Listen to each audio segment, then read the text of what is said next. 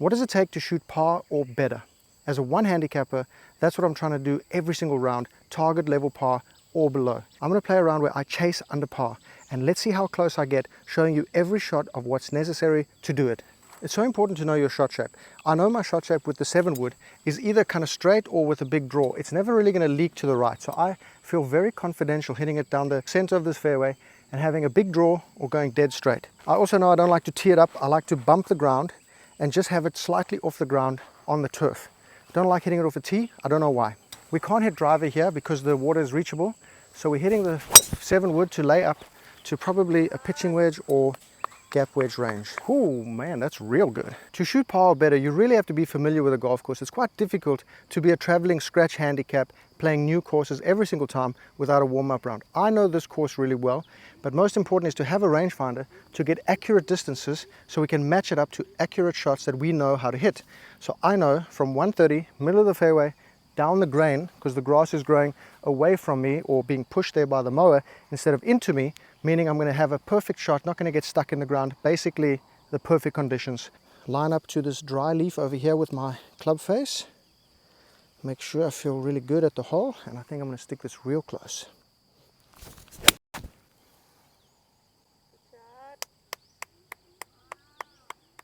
To shoot level or under par, good putting is non-negotiable. I've got a little bit uphill, so when it's uphill I like to take less break because I'm hitting it a bit firmer. Just skims over a lot of the initial break so that it dies closer to the hole because it's going uphill. Then it might take a little bit of break. Wow, it started coming and then pushed that way. So I had a perfect line in my mind. I hit it on my perfect line. Didn't go in, but great pace, easy par. Let it come.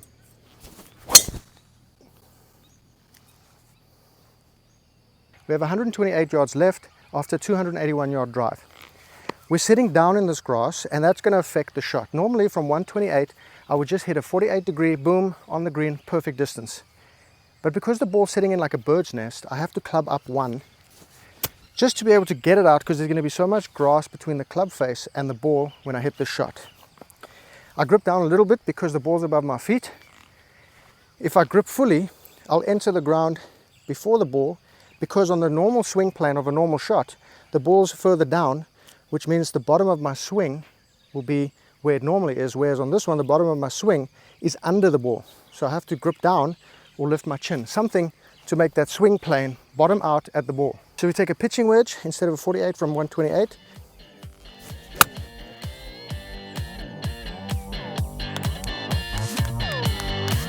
Oh, absolutely money.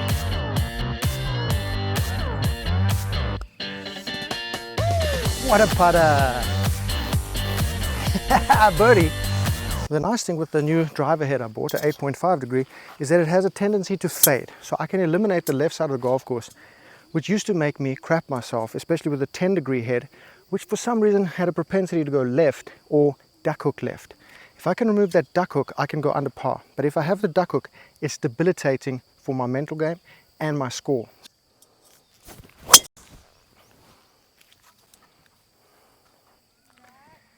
Absolutely ripped. The difficult part to understand when you're trying to break par or get to level par is the lie creates the shot. The lie creates the shot. So we're on bare turf here. Luckily we landed on some grass, so I can go for the shot from 215 after a 293 yard drive. I can go for it, but only with a 7 wood. I can't hit an iron off that lie because it's not fluffy or good enough. So I'm going to hit the 7 wood and hopefully go over the hole, and on a mediocre strike maybe stop on the green. But if it's a good strike, it should go over the green. And because there's a shorter carry left and the ball's above my feet and the 7 wood likes to turn right to left, if I go at the hole and I hit a big sweeper, it will miss on the left hand side, shorter carry, easy chip. That's why it's a shot I'll go for. If this ball was literally just 50 centimeters, 2 feet in front of here, I can't hit the shot. I have to lay up to the right. If it were 5 yards back, I could hit a 4 iron. All because the lie changed within 6 yards. Go ball. It's going to fly. Go. Nope, we're in the water, unfortunately. So we're going to have to take a drop. we took on that shot. It was risky, but in that moment, you know, I'm 215 yards from the hole. I can't really lay up from there, especially if I have the shot. I missed that a little bit to the right, and the water extends out to the right there, making it a longer carry. If I hit that at the hole, we would have cleared it easily. So where it crossed the hazard, we've taken the ball back to 90 yards, and I'm going to hit a 60-degree wedge here. I think it's money distance for this shot.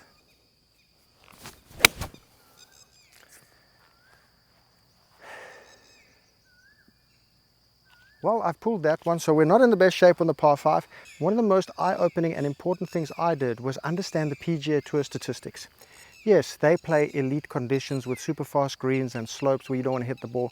But you know what? So do we in relation to our skill level. We're not on the PGA Tour. We're not playing elite conditions because we're not pros. But as hobby golfers, we can relate that to us. Instead of getting crazy angry about hitting the ball here with a simple shot like a 60-degree from 88 yards, I just accept it because a pro could do this any shot of theirs. If I do this 1 out of 10 times, hey, that's pretty good because the rest of the time I'm going to get it pretty good. So to get over that is really nice because it takes that weird pressure off we put ourselves thinking that we have to hit it like a pro to 6 feet every time, which even they don't do.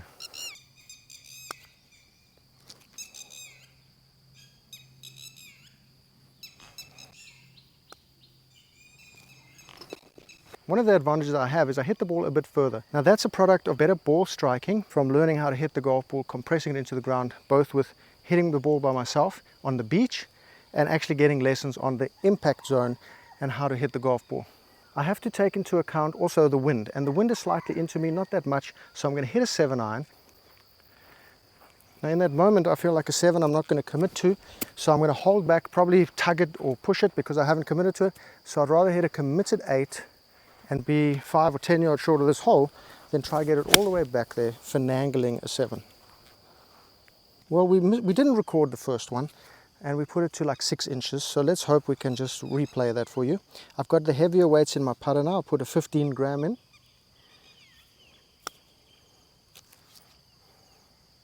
Well, not as good as my first putt, but we'll take it. If you want to get close to par or under par, there's only one thing you need to completely avoid your entire life, and that's generic swing advice on YouTube or magazines. It's going to hurt your game way more than it's going to help your game, and it will stop your progress by a few years. What I've done is I've moved further back here because a 352-yard hole is considerably different to a 411-yard hole over water where you can barely see the fairway. But because I know my shot shape is a fader with this drive, I'm going to hit this ball straight up to what I can see, knowing it's going to fade back. If I didn't have the fade shot and everything drew, I'd have to hit something shorter so it wouldn't reach the trouble if I hit the draw. But because I'm confidential in the fader, I'm going to send it up straight up the left. It's going to fade in. We're going to have a money shot in. Get ready for the fader. And just fade it right up there, like a little fader. Now I used to get really upset if my drive didn't go super long, if people were playing closer to the green than me, so I really focused on hitting the ball a lot further and I got a lot more wayward hayward. So now I'm very happy to have a 256-yard shot into the breeze up the hill here, leaving myself a beautiful 160-yard shot. If I can have a 160-yard shot into every par 4 green, every par 5 green, you know what, I'm going under par, level par anyway, because I'm so confidential from that distance. We've got 170 yards up the hill, and now we have to adjust for conditions. We've got a little breeze into us, we're going uphill, so it's probably playing more like 182, which for me is a beautiful 7-iron straight up the hill. If I hit my standard 8-iron, I'm going to be well short, probably leave it in the water there and have to take a drop this side of the hazard. So the most important thing when the trouble is short, I have to go long. If I miss the screen from this distance, it's fine. I'm going to miss it on the right-hand side most likely. I just don't want to go long right because then I'm chipping from below the green. Anything on the right is a simple chip up the hill. Anything long left is a very simple chip with a lot of green to work with. So I'm identifying where are the best places to miss and where's the worst place to miss. So the best is short right and long left. Everything else is crap. But I don't care about mud balls.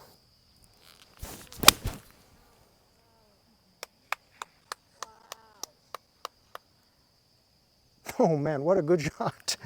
Now at the last minute there, I did change my mind about the shot shape just because of how the ball was lying and there was a mud ball. So because the ball was lying slightly down on the grass, I decided to go a bit steeper on it and try hit a little fader.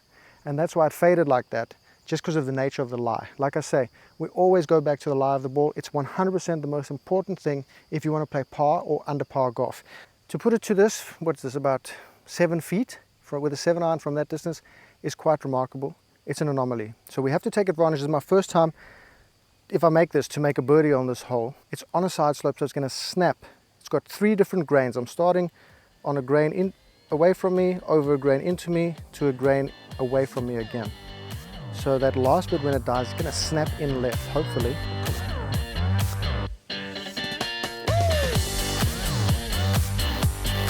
Pudgy! Now with 7-foot putts, generally you're going to see PGA Tour pros make 50% of their 8-footers. So you can assume from 7 feet they're probably doing about 60%. So 6 out of 10. I like to push for an elite short game to get under par, because I believe you need to have one to be able to do that. So if I make 6 out of 10 of those, I'm like a PGA Tour pro. But if I make 5 out of 10, that's really good. Less than a PGA Tour pro, but super happy with that. 460 yards to the center of the green, 440 to the front of the green. I really want to get down there like at least 250 or 240, at least, to be able to have a nice 6-iron approach in, because we're going downhill, down breeze. The high confidence shot here is the 7-wood, my jet. I have to go high confidence because it's a tough hole, and a long hole like this, if I do fader the ball too much, because I've got a big ass tree here on the left, if I go straight down the middle and fader it too much into the woods, that means I have to re-tee, and I'm hitting number 3 down there, and then probably 3 with this anyway, and then I've got a long shot in for number 4. I'm taking double, triple bogey. Here I'm going to cover my downside, take the 7-wood, have a outside chance at the par, probably 30 to 40% chance of a par, 100% chance of no more than a bogey, and I'm okay with that. 460 is pretty long, and especially with one that doesn't suit my driver shape with the fader. Whereas the 7-wood is almost guaranteed to go right to left, and we're money down the left side. Perfect. Like I planned, I've put this to 192 yards, just absolutely perfect. Now I've put the ball to 192. I'm downhill, slight down breeze. I mean, very slight. Yep, maybe like 3 yards. So that pushes it down to 189. Down the slope, we're playing about 185, 184. And I think my 6-iron is going to be too long, and I'd rather be just short here on the front and have a nice putt than have a downhill putt from the back of the green. Piss off here, you fly. Okay, 192 might seem like a lot for a 7-iron, and it is. But I learned playing with a professional called Pro Mo that I just need to play my game. I need to hit the ball hard the way I like to hit the ball. It gives me more commitment. If I try hold-off shots, try to be more relatable, I'm not going to be able to play proper golf. Oh man, straight at the hole. Damn! And now the bird dog is really my putter of choice, also made by What a Player Golf. And this really is just, I'm so used to this that I think I have a better chance of making more putts trying to go under par by just using my more comfortable regular club.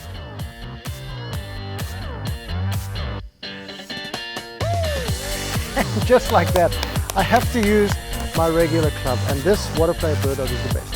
I spent the last few years trying not to hit the ball too hard and be unrelatable, but I found if I want to play my best golf, I have to be me.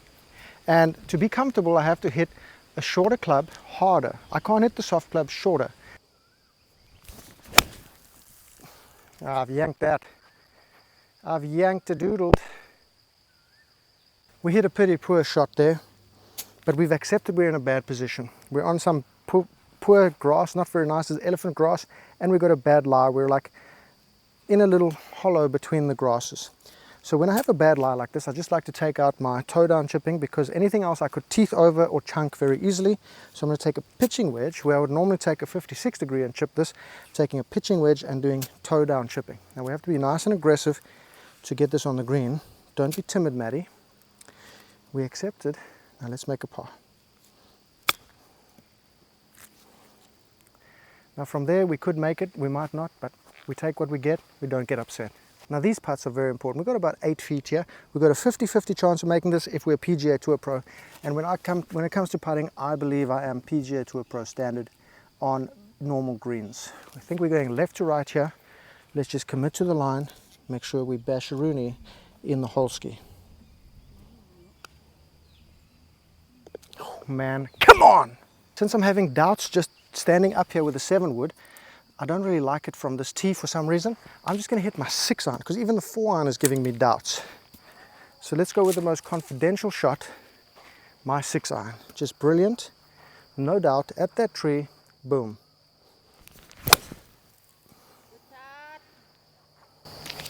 Boom, boom.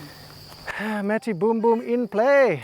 Sometimes you see something nasty come out of your swing, like there, that big fade. You start to wonder, what am I doing now? Like I was intending for that to go middle of the fairway, it pushed this way.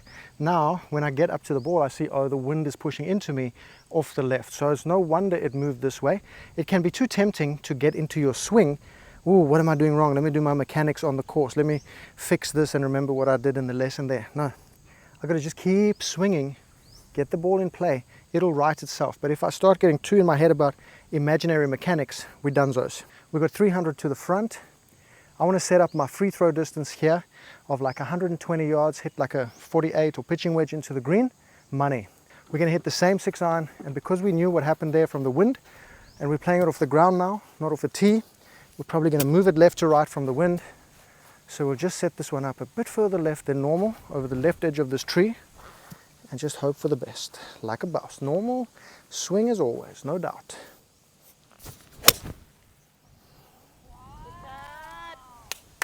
Wind's pushing it just a little bit, and middle of the fairway. Beautiful. So 133. You know what? I'm going to take some distance off this, not by changing my swing or shot shape, but just gripping down just a little bit, like just maybe an inch or 2.54 centimeters for the legends in the metric system. We're going to hit a full pitching wedge here into the breeze. This is money distance. Maybe a bit short, a bit high.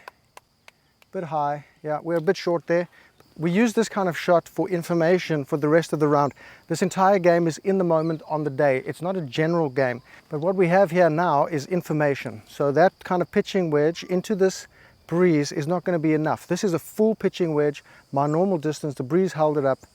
Now with these long putts, I really have to just get the pace right. I'm not really going to hold many of these, but if we can just have a Tapinski for the Parsky, we are lovely.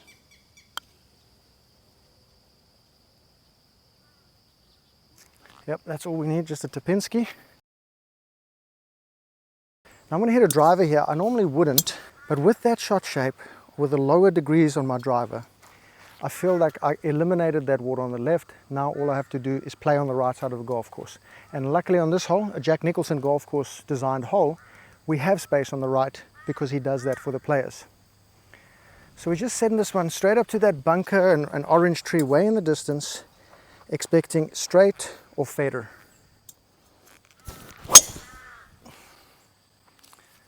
Maybe a bit too much fader on that one. We've got 106 yards here, and we think to ourselves, okay, 106 yards, sand wedge, copy paste. No, we've got a tree in the way of the trajectory of the sand wedge. And this is where the big difference between very low handicaps and mid handicap, high handicap come in, where you know your trajectory of every shot and how to hit a shot from here. Instead of smashing it into the tree here, trying to be a hero, you go for the highest percentage shot. The highest percentage shot from 106 yards is something that's going to go lower than the branches, around that tree, and roll up onto the green, or just short of the green, leaving an easy chip.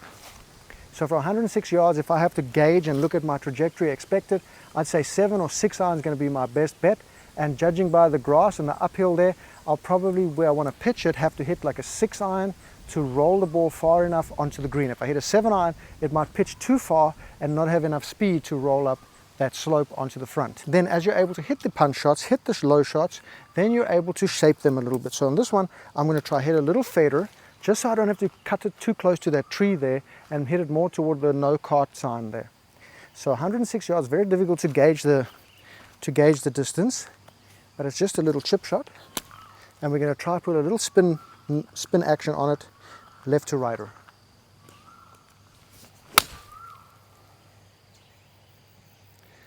And that's going to end up just short, just like I said though, because in order to land it short on the dry piece and not into the spongy grass, we probably even have to hit a 5 iron, or I have to hit the 6 iron to land where it probably finished, so it catches the grass and lands on the green. But with tropical grass, it's generally going to stay short because it grips the ball like Velcro. This is how we study the lie. With that pitch shot, we understood the difficulty of the shot, and we can adjust our expectations to the result of what is good. That shot to get it to here, low handicap shot, on the green, pro level shot. If you do it 1 out of 10 times, you're a genius. Just a short little pitch here. Now these are the bread and butter if you want to be near par. We really have to try to get up and down as often as we can. Yeah, it's not going to happen every time, but we really feel confidential that we can. And putting it like that to maybe 3.5 feet, that's always going to be money, because we know PGA Tour pros around 3 feet on 99%, 99 out of 100 putts are made. If we can get up to 90 out of 100, we're money. Got to be really careful in your expectations about where you're going to chip the ball. This is great. We are 3 feet, 3.5 feet from the hole on that chip. You think a PGA Tour pro leaves it an inch short and they show you the highlights that that's what you have to do. This is a fantastic result.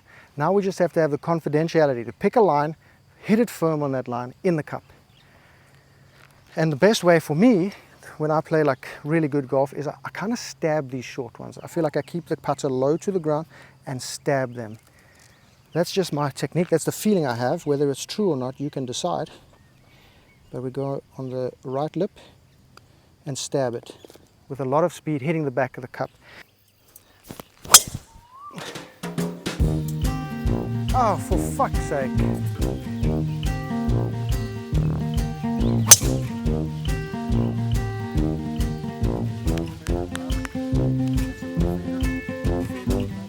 We've got 69 yards, obviously money shot. Now we need to get these ones, whatever score you're going for, whether you're trying to save a par, save a bogey, make a birdie, inside 100 yards. This is where the money is made on the PGA Tour and in the Nassau games on the weekends at your club.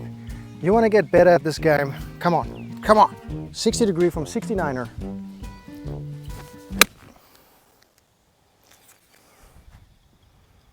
And that's the money right there on the green, baby. Here we've got about 8 to 9 feet. So we're looking at about 40 to 50% of these going in. But we know that if we read it right, get the pace right, we are really money on these. And we've got these striations from them cutting the grass or doing some kind of maintenance. So it's going to probably hold the line even a little bit more. So we just go left edge, not outside. And we jam the mother lover. And that's how you do it. Inside 100, that can save you shots all over the show. Of course, it's very difficult, but get yourself a pitching lesson with a pro. The pitching lesson is going to teach you more about the golf swing than any other lesson you're going to have. 2 pitching lessons, 2 putting lessons, you're going to be a much better player. Now you may ask yourself, how can this guy be so confidential that he's going to shoot under par? Well, the previous few videos I've been making, I've been under par trying to show other points. So I want to see how I can actually play, focusing on score. It might be different because now I'm focusing on the score and less on the other points, but let's see how we go. And we hit it dead straight. No salai. This one is, I mean, you can't even see it, but it's basically unplayable. We've got a whole lot of junk behind it here. So we're just going to take a drop ski. I don't even know the rule. I'm guessing 1 club length from there is fine. From there to there is about a driver length. So we'll take our little dropper, and that's where we're going to play it. I'm not going to chase my losses here. Sometimes you just accept bogey's a good score, and hopefully you make the par if you're lucky. So we're hitting our 3rd shot here from 250. Now from here, I feel like I can pull off a nice hook around this tree with an 8-iron. I wouldn't try with a 7-iron or 6-iron because you've got a better chance of smothering the ball. Higher loft means easier to draw. And we've gaffed that one, and now we are really looking bad. What I really should have done, if I'm really clever, is just chip this one out down to the 150. So I've left myself 190 there trying to be clever. We're going to go 7-iron from 193. I feel like that's going to be the club of this firm turf here. It's just a perfect lie. The wind conditions are very still, and it's guarded by the trees around us. Those trees are blocking out the wind. If I keep the ball below the level of those trees, the wind can't affect it that much. So we'll hit the 7-iron up on the left side, just because that's where all the space is. And if we catch a real good one, we're right next to the hole. Nice, nice, fader, fader. Okay, perfect. We're on the left edge of the green over there. Now we've got 2 putts for the bogey ski. Let's see if we can hold it for 1 putt. Little downhill, gonna break right at the end, just swooping back into the hole. Left to right, or little slider.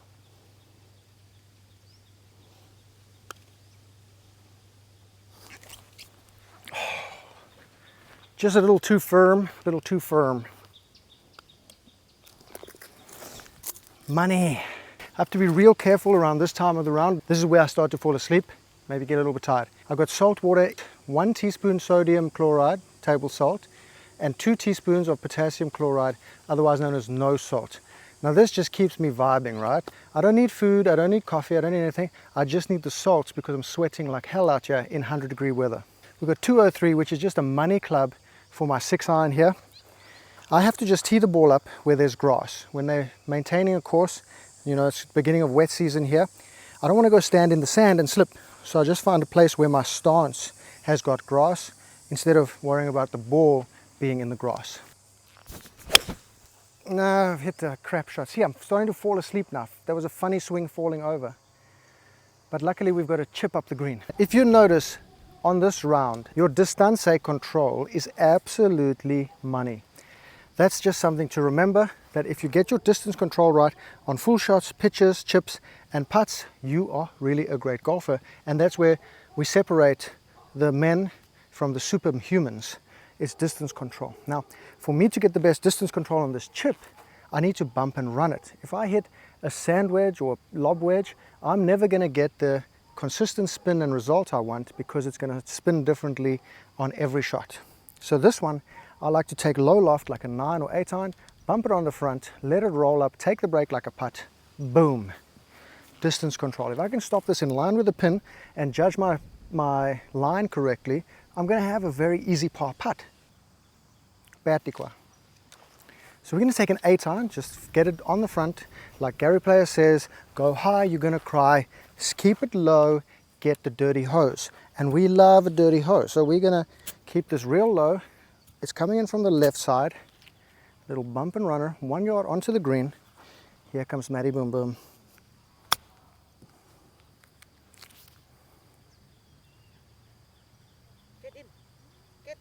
And that's exactly what I'm talking about. If I take a lob wedge or a sand wedge there, it's just not going to do the same thing. I can hit this shot with an 8 iron 10 times, and I'm going to get up and down 7 out of 10 times, maybe even 8.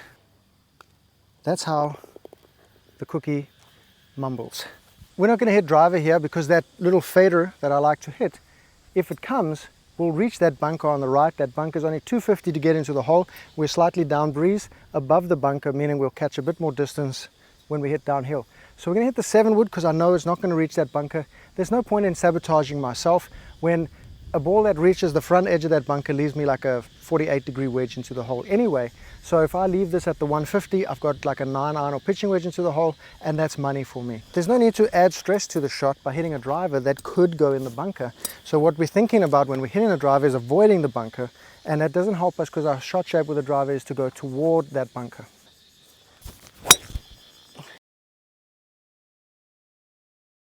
At least we're in play there, it's easy game. And this is part of that falling apart piece. So that one, we bogeyed the par 5, we made a par on the par 3, now we've got hole 13, 14, 15, we've got to get through without acting like a dum-dum. Now I'll take this shot over one from the fairway bunker from probably 90 yards any day of the week. I cannot play a fairway bunker from inside 90 yards. It's a crapshoot. It's going to be bogey, it can be a par, it can be a double bogey. So we've got 122, we're going down breeze. I think it's a beautiful 48-degree.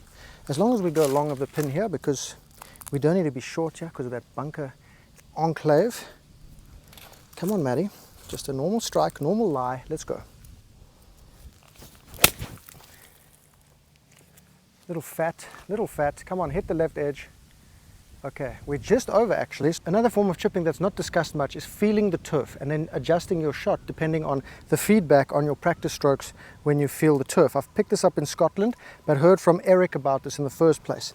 Sometimes it's just about how you feel. It could be very wristy. You could feel like, oh, that could work. It could be nice and stiff or low off the back foot, but to me that catches. It could be cutting right across the ball. Do you see how that just glides through the turf? That could be the shot here. Let's see how we feel. Yeah, that glides through real nice. I would go lower, but I didn't bring the right club. So I'm going to take the 48 degree and try pitch it about a third of the way there.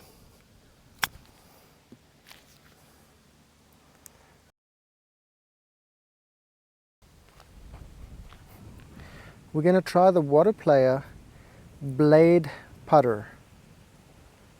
Just a simple blader, nice and heavy. I made it a bit heavier than normal because often these are too light. Wow, that's money. That's moneyski. This is an immense par 4 at 465 yards. Generally, it suits a nice draw shape. This driver, I don't really have much confidentiality of hitting a draw. I actually want to hit the fader. So if I hit the fader, I've got to hit it between the left edge there, which is just bush, and then there's a big tree in the middle, and I want to fade it off that, hopefully reach the middle of the fairway. Pulling off a draw is going to require too much work on my part, too much thinking, which distracts from the shot. I don't want to be thinking about anything else except the successful shot I'm going to hit.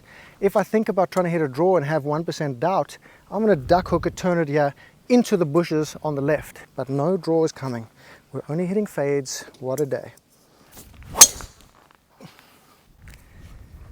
That may be a little bit too much fader. Despite that terrible swing, we've still gone 272 according to this, which means we have 205 to the center. I'm not even going to shoot the pin because it's irrelevant. 205, when I see that number, that's the number I want to see. I don't want to look at my rangefinder, see a different number, change my thinking. We're on an upslope. The ball's above my feet. Upslope turns the ball right to left. Ball above my feet turns the ball right to left. We've got a tree right in front of us on that right to left line, which we have to clear. Now, how am I going to get over that? Is there enough extra launch on this uphill to get over that tree? I do believe so. So what I'm going to do is just be sure by taking the 7 iron, not the 6. 6 I could probably clear, but I'm going to have to give too much body English on it. So I'm going to take the 7, less body English, more confidentiality, more chance of hooking with the higher loft. We're going to be either at the pin or middle of the green like a bazoo. So that means we're going to hit the shot envisioning that high draw over that tree, moving back toward the pin off this lie, which promotes that ball shape. It's absolutely stunning to watch.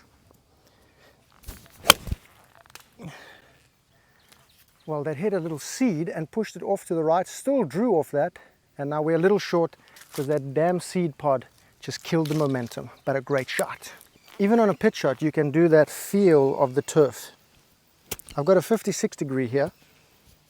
It feels wet enough and fluffy enough to use it. Come on, let's get this one real nice and close. How about that?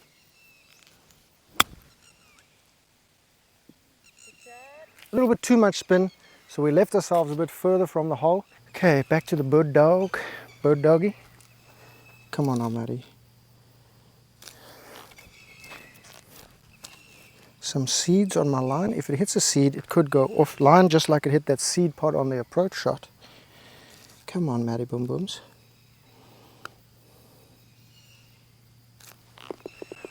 Ah, what a day. What a beautiful putter.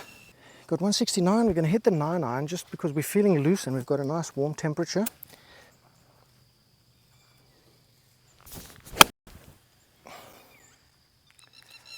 Man, this stupid thing. That's absolute trash. This is where my mind comes in, and I have to be conscious of it. It's now trying to find reasons to be distracted. In the heat, after playing so long, talking so much on the camera, I changed my glove because it was getting wet and I was thinking about it slipping. Now I can't think about that. The other thing is this stupid thing over here gets in my way. I can see it here as I look down at the ball and it hangs off my shirt. So for the next few holes, I'm going to take it off when I hit my shot so I can't use it as an excuse to play bad.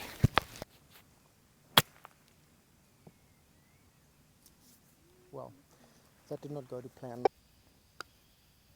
What have you done with your life? Oh! We're not going to hit the 7 wood here because there's not enough turf here. I think I'm having trouble hitting that 7 wood off the sandy lie. So we're going to tee up a 4 iron. That's just going to give us a better shot without having to think too much about what could go wrong. So a 4 iron here should get us well past the 150, at worst at the 150.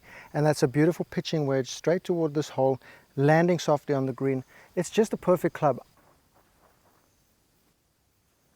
Good shot, Pa.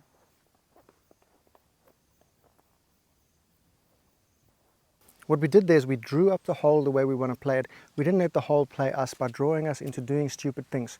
That 4 iron couldn't reach those bunkers. It's a very wide space here. This is just the perfect place to be. I wanted about 150 in.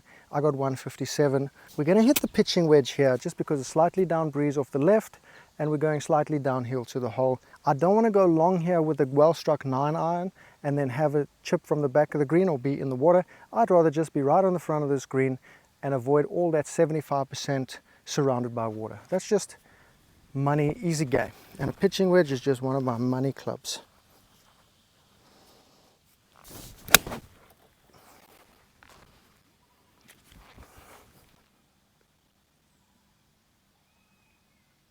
Yeah, even the pitching wedge is on the back edge. So I'm really hitting the ball well. All these Victory insoles and Victory socks really help in the distance. I think in America for baseball, they like to say baseball is a game of inches. And golf is even more a game of inches than any other sport in the world, because an inch that way puts me between blades of grass. An inch this way puts me with the grain of the grass. A couple feet this way, I'm in the deep, deep stuff. And what, 3 or 4 yards, I'm on the fringe. Remember, it's a slower green than normal, so we can be nice and aggressive here with this 48 degree. Should stop. Okay, well, it rolled on a bit more than normal. I should have watched that go past the hole. I didn't watch it. Not very clever. I don't even have the putter in my hand. What am I doing with my life? And I think we're gonna go not much from the right. Not much from the right. Come on, Maddie. It's bumpy, so hit it through the bumps.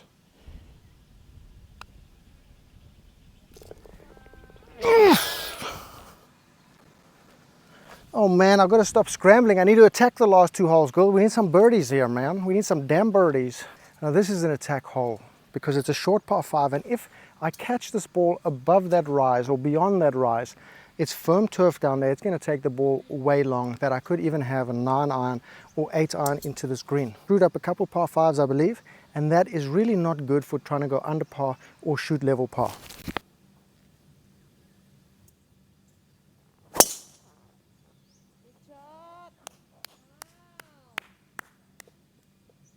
We've absolutely smashed that drive. I've got myself a 48 degree wedge from 148.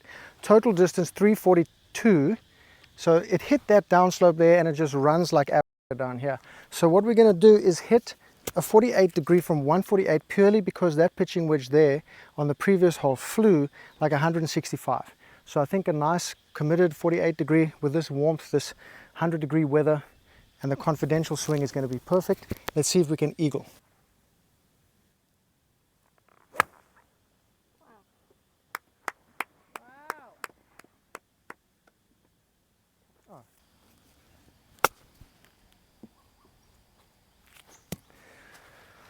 I screwed up 2 par 5s. The first one, I hit driver and then I had a tough decision to make, and I went for the 50-50 shot of hitting the 7-wood over the water, going in the water. It's a 50-50. I would rather actually lay up there.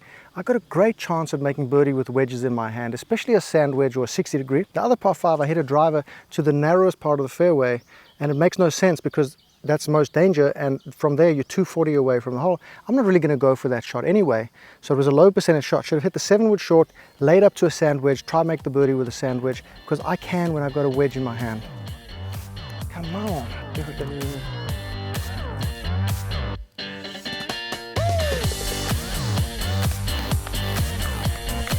Okay, here we go, final hole. We are burning up now. We've just had a bird on the par 5. We feel better about life. We were feeling a bit down because of the par 5s. Long par 4, 430 yards. We're going to take off this silly thing so we can hit a better shot. Good shot. Matty Boom Boom in the house. We've hit a beautiful drive, about 282. We have got exactly 148 left, the exact same shot as the last hole where we tried to be cute with a 48 degree. So we're going to take the pitching wedge and let's just believe this is going to go 150 and not longer. We have to adapt as we go. This is the final hole. Let's not lose focus. Come on, Maddie. That butterfly may die.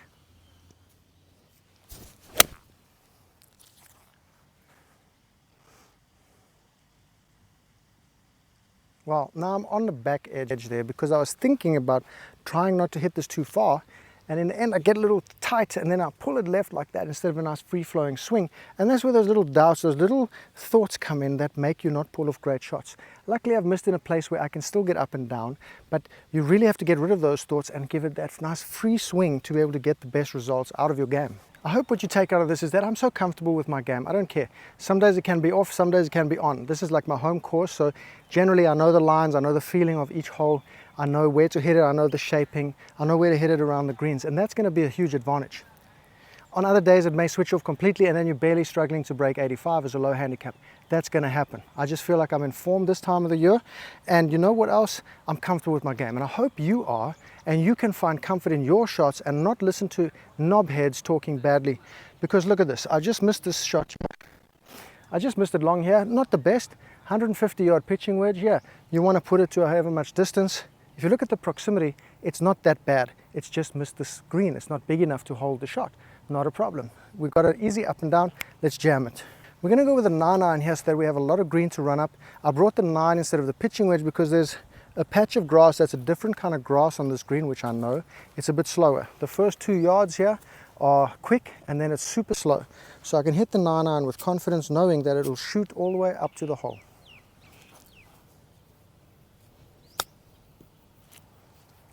Just like that. If that were another green, I would be 7 foot past. That's how I play level par or better golf, shot by shot. The strategy I use, the thinking on each shot. Check out this video here for more information on scratch golf and the habits that we have to play better.